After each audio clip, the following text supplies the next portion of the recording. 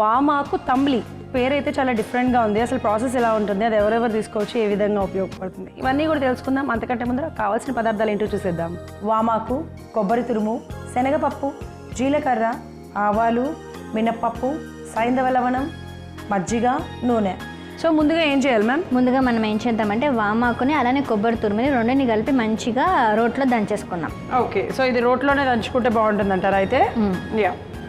So ఇది యాక్చువల్గా మన కర్ణాటక రెసిపీ అనమాట. వాళ్ళు almost once in a while అంటే ఒక వారానికి 1-2 సార్లు అట్లా ఇంట్లోనే తయారు చేసుకొని చక్కగా జలుబు దగ్గర నుంచి న్యాచురల్గానే ఉపశమనం పొందుతారు. సో ఇప్పుడు మనం ఏం చేద్దామంటే వామాకుని మొత్తం వేసేయండి. వామాకులు మొత్తం వేసుకుంటున్నాం. వామాకు కూడా ఏంటంటే అది మన ఇంట్లో జస్ట్ ఏమంటారు మొక్క తీసుకొచ్చి పెట్టక్కర్లా, ఒక చిన్న లేయర్ ఒక చిన్న పెట్టేసినా వచ్చేస్తుంది కదా, ఈజీగా అల్లుకుపోతుంది అనమాట. మనము 1 కప్పు వామాకు తీసుకున్నామంటే ఒక 10 నుంచి 15 ఆకులు లోపల తీసుకున్నాము. అలాగే ఒక 1/2 కప్పు కొబ్బరి తురుము తీసుకుంటున్నాము, ఎండు కొబ్బరి తురుము. మనం దీనిలో పచ్చి కొబ్బరి కూడా వాడుకోవచ్చు. ఇవి మెత్తగా పేస్ట్ లాగా చేసుకోవాలా? ఓకే. సో నేను మొత్తానికి అయితే ఇదిగోండి మ్యామ్ ఇలా మెత్తగా దంచేసాను. Very good. సరిపోతుందా? సరిపోతుంది. సో ఇప్పుడు మనం ఏం చేద్దామంటే స్టవ్ వెలిగించేసుకుందాము. స్టవ్ వెలిగించేసుకొని ఒక చిన్న ప్యాన్ పెట్టేసుకుందాం.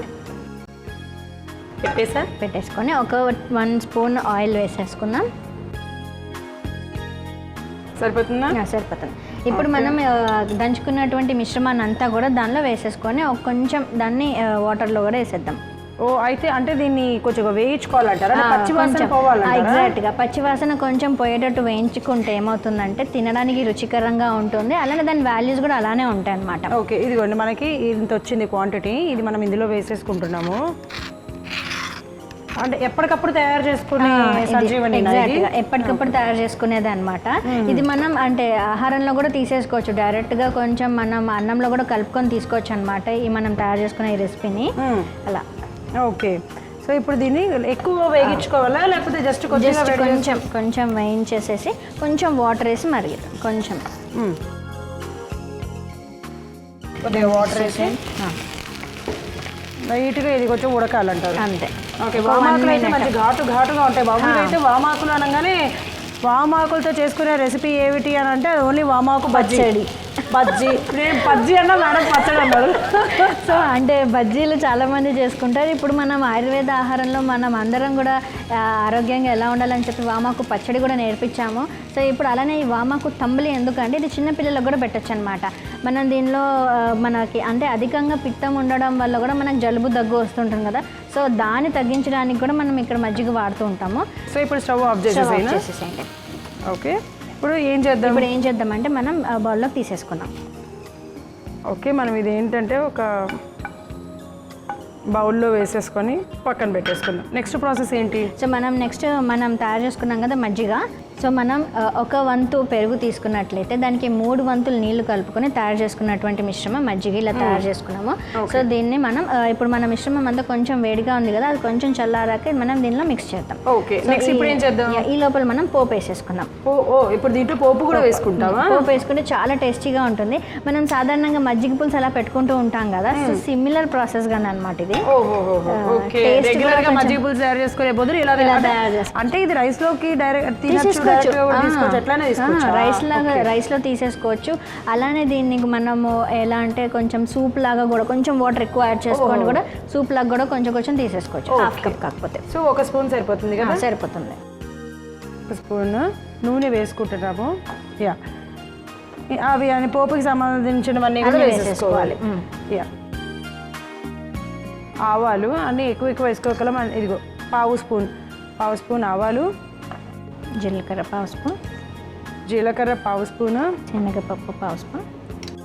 శనగపప్పు ఒక పావు స్పూన్, అలాగే మినపప్పు కూడా ఒక పావు స్పూన్ వేసేసుకున్నాం కదా. అంటే మనం పోపు వేసుకుంటున్నాం అనమాట, దాంట్లో బాగుంటుంది అండ్ చూడ్డానికి కూడా ఇంట్రెస్టింగ్గా అనిపిస్తుంది. ఇప్పుడైతే స్టవ్ ఆఫ్ చేసేస్తున్నాను మ్యామ్. మీరు ఇందాక మజ్జిగ యాడ్ చేయాలి చల్లారితే అన్నారు కదా, ఇది చల్లగా అయిపోయింది. ఇక్కడ పెడుతున్నాను, దాంట్లో మజ్జిగ కూడా యాడ్ చేసేయచ్చు మనము. ఇప్పుడు మనం యాడ్ చేసేద్దాం. కలిపేసి సరిపోతుంది, ఇంకొంచెం నీళ్ళు సరిపోతుందా? ఇలాగే ఉండాలా? ఇప్పుడు ఈ పోపుని ఇందులో వేసేద్దామంటారా? ఓకే. సో ఇప్పుడు ఈ తయారు చేసుకున్న అంటే మనం ఇవి వేగించుకున్నాం కదా, ఇవన్నీ కూడా ఇందులో వేసేసుకుందాం.